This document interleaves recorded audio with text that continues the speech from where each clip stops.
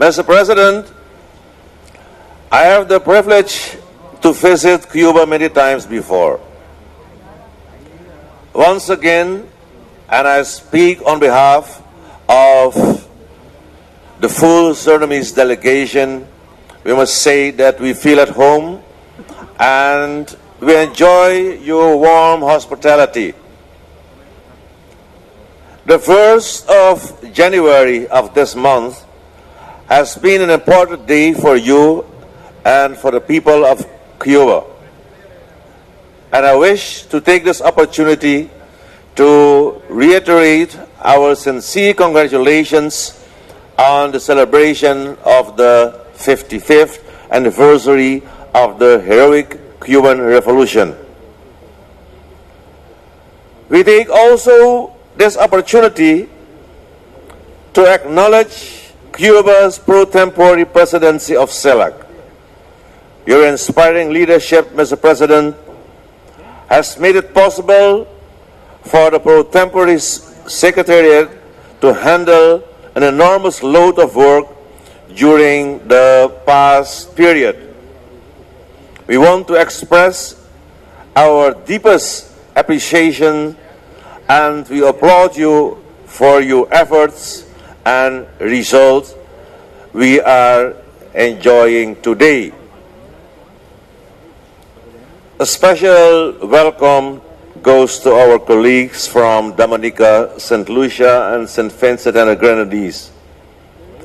We appreciate their presence here, since they have recently, as mentioned before, suffered such extensive damage and loss of life due to heavy rains and wind causing unprecedented and severe flooding.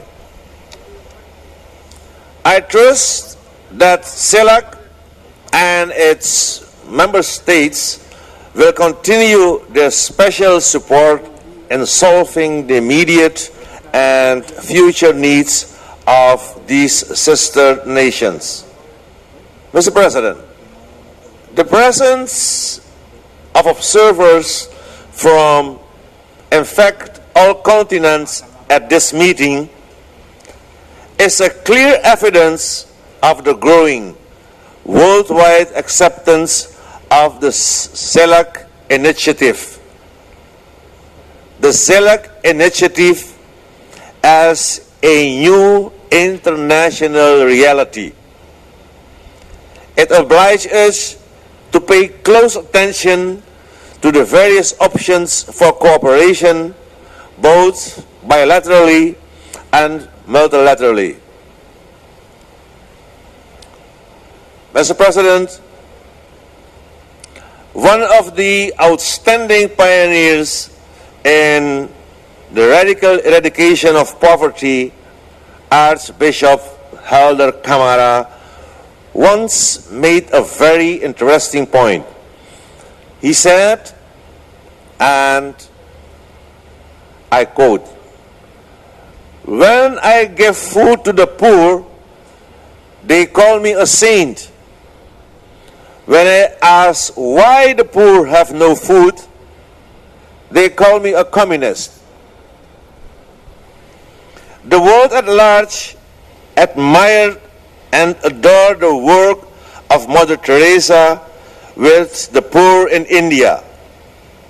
However, when people do their utmost to deal with the roots of poverty, they are often considered to be too radical, too revolutionary.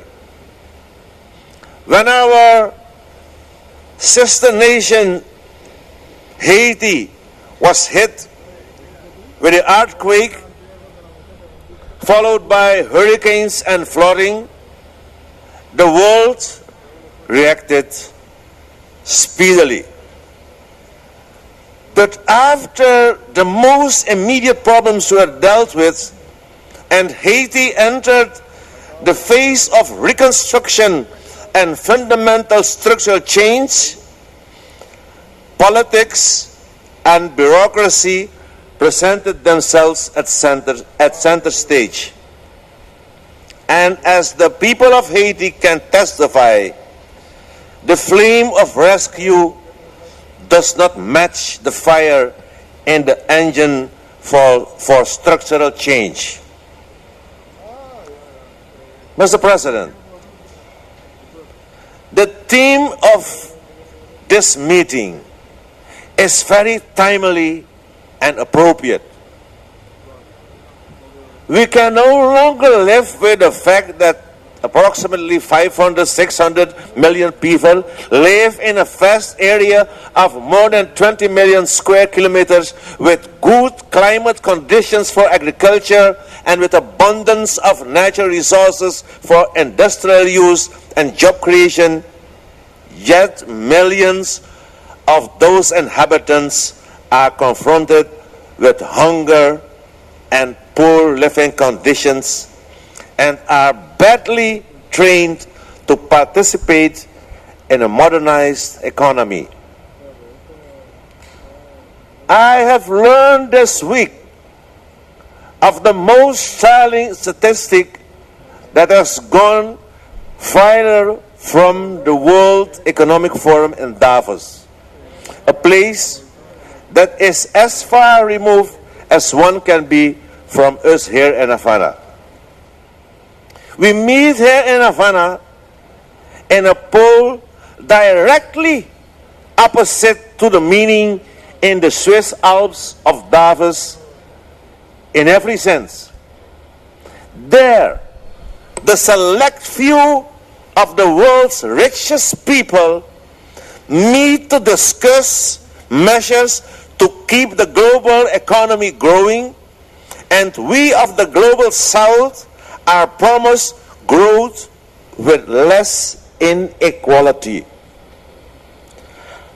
But how do we begin to believe this when we are treated to a cold and startling statistic that the richest 85 persons in the world who would fit in a bus own as much as half of the world population of 7 billion people? I have found this fact so disturbing that I have to repeat it. 85 individuals own as much as the combined half of mankind. And do any of these people live in South America and the Caribbean, a region that is known for its income inequality? Chairman, I'm trying to find out.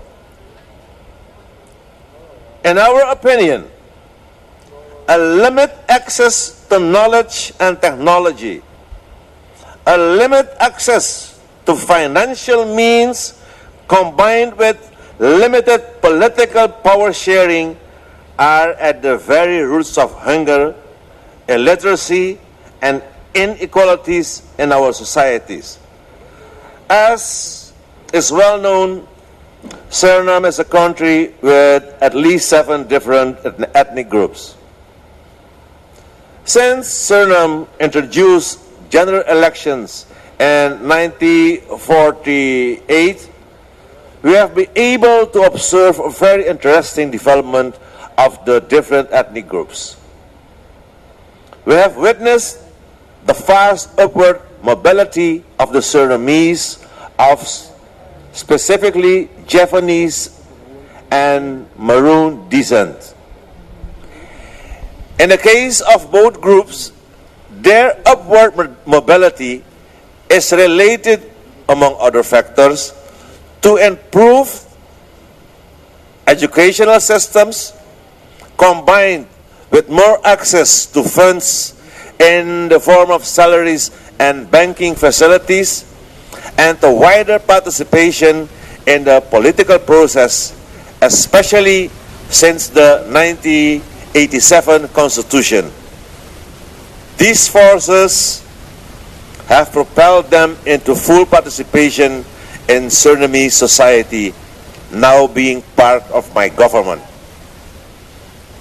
We are also happy to note that in recent years, an additional marginalized group, the indigenous people of Suriname, are now clearly on the path of improvement. We find them in higher echelons of our society. And again, it was due to better access to education, to financial means, and to political power sharing. Cuba, our host for this meeting, remains a shining example of what education and the just distribution of limited financial means can do for Caribbean people. We are convinced that the long overdue ending of the economic, commercial, and financial blockade against the Cuban people will result in a social economic boom of unknown proportions. I think that the PM of Barbados also mentioned this, and I fully agree with him. We note also that the unilateral economic exploitation of the natural resources of the Malvinas Islands, South Georgias, and South Sandwich Islands without acknowledgement of the legitimate rights of the Argentine People Republic over these territories is unacceptable, as it takes away the availability of strategic resources of the Argentine people in its struggle against poverty. Mr. President, CELAC has the mandate and the capacity to establish a clear path towards eradication of poverty. First, we have to make an inventory of our national potentials. Secondly, we will need a clear overview of a regional resource base. These data may serve as a basis to design an effective strategy.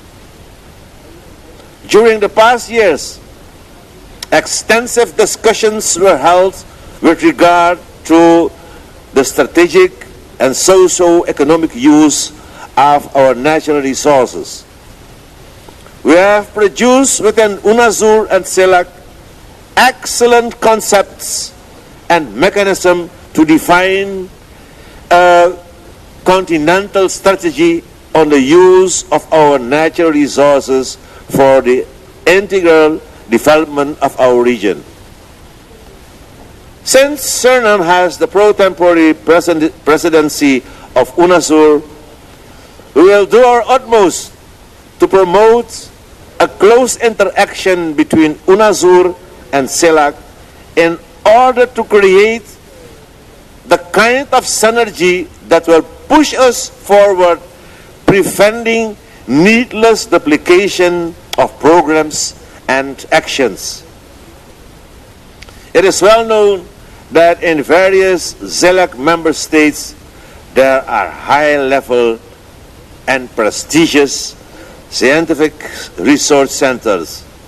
We believe that a CELAC-driven interaction between these centers and making them available to our students, teachers, and researchers will create a cross-fertilization that will prove to be an important tool in the pursuit of wealth and eradication of poverty. The same line of thought can be applied when we consider the need to strengthen our negotiating capacity. The creation of a regional negotiating mechanism will help us harmonize the general conditions for foreign direct investment. The introduction of provisions for education and training health and safety, community development, and environmental services must become vital elements in our negotiations with foreign investors. This is the only way to go when we aim at making the extractive sectors of our economy sustainable. There is a need to improve the availability of funds in order to put this into action. It is necessary to make a thorough study of how to create a solid and sustainable relationship between our banking system and the financing of small and middle-sized enterprises. Legal and social instruments must be put in place to improve the accessibility of funds. Private-public partnerships have proven their worth in this respect. At the regional level, we would ask CELAC to take the initiative to list and analyze all the internal and external financial resources that are available to the region. This basic analysis could help us find ways to prevent duplication and, where possible, to harmonize procedures and conditions in order to shorten the road, as I mentioned yesterday, to shorten the road between ideas and implementation.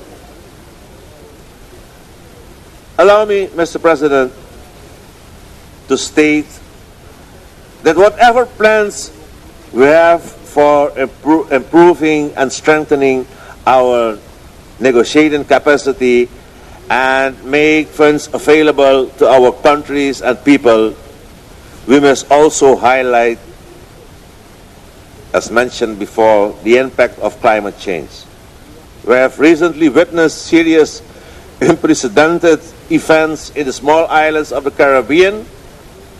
Suriname itself experienced a short but heavy hailstorm, and many other islands and the coast of the Guyanas are threatened by coastal inundation in the next 20 years. We therefore need to include these new realities in our programs and actions. Mr. President, at a more political level, I listened yesterday to the discussions, and I listened yesterday also and today to the statesmen. But there is one important thing I want to add at this meeting. We should develop a spirit of friendship and solidarity based on trust and mutual respect in our multilateral as well as our bilateral relations. We should never forget that our focus within CELAC cannot only be linked to our brains, but should become part of our heart. This becomes all the more important with a view to the fact that the powers that have dominated us in colonial and neo-colonial times are still very present and not necessarily aligned to our ideas of unification in the interest of the pursuit of wealth and eradication of poverty. In this regard, we applaud the establishment of Latin American and the Caribbean as a zone of peace, where we will settle our differences through dialogue and negotiations. History has proven that war and its devastating effects on humans and their environment is a source of poverty and degradation. We look forward to the next meeting in Costa Rica, the member state that will be presiding over the pro-tempore CELAC Secretariat.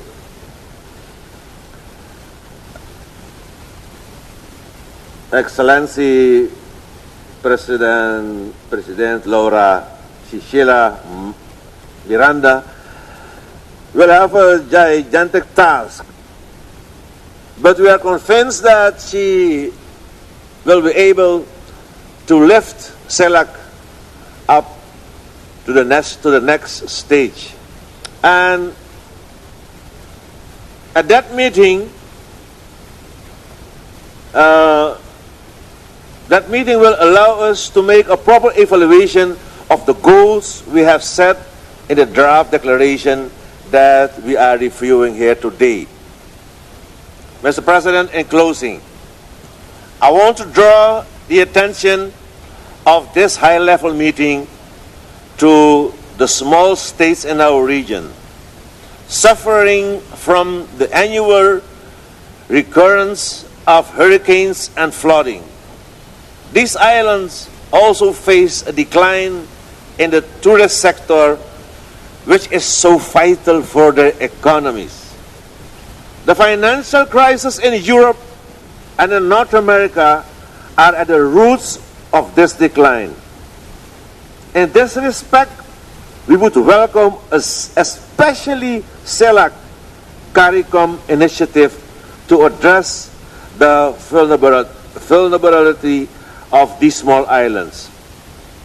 We have to remain aware of the fact that interdependence is not a luxury. Globalization has taught us strong lessons. The time of domination of one nation over another has passed. No country, whether big or small, can survive on its own. Recognizing this gives regional solidarity a strong moral meaning. This awareness makes true solidarity the guiding light in our struggle to pursue wealth and eradicate poverty and hunger. We must commit ourselves to combine efforts to ending poverty. We must ensure that women, as the PM of Jamaica mentioned yesterday, to ensure that women, the poorest of the poor in all societies, and by extension by their children, do not wander the streets looking in garbage for food and sleeping under disposed packaging of the boxes of the wealthy. We must commit to a society where every human being can have a reasonable expectation of health, education, shelter and work, and the promise of a better life for their children, now and in the future. We believe that the existing inequalities constitute a real danger for mankind as a whole. It is in the interest of the haves and also the have-nots to strive for more balance, thus preventing nations and individuals to spend millions in so-called security measures instead of feeding and educating those in need. Mr. President, our historic heroes who have dealt with slavery, indentured labor, and neo-colonial exploitation have set the pace. The time is now for us to accept the challenge to continue with the liberation of our peoples to become rich through a just distribution of wealth, know-how, political power, and thus eradicate unacceptable poverty and inequalities from our shores. Mr. President, on behalf also of my government, the people of Suriname will thank Cuba, the brothers Castro. I will thank Venezuela, starting with Comandante Cafés, and now continue our President Maduro, our friends in the region, Brazil, Ecuador, and others for the support. I will thank all of you that in difficult times, we know Suriname have friends who know the historic task, who have studied history and know what's going on. Mr. President, I don't take too much of your time. Thank you. Muchas gracias. Muito obrigado. And my friend there always say, merci beaucoup. Thank you. Thank you.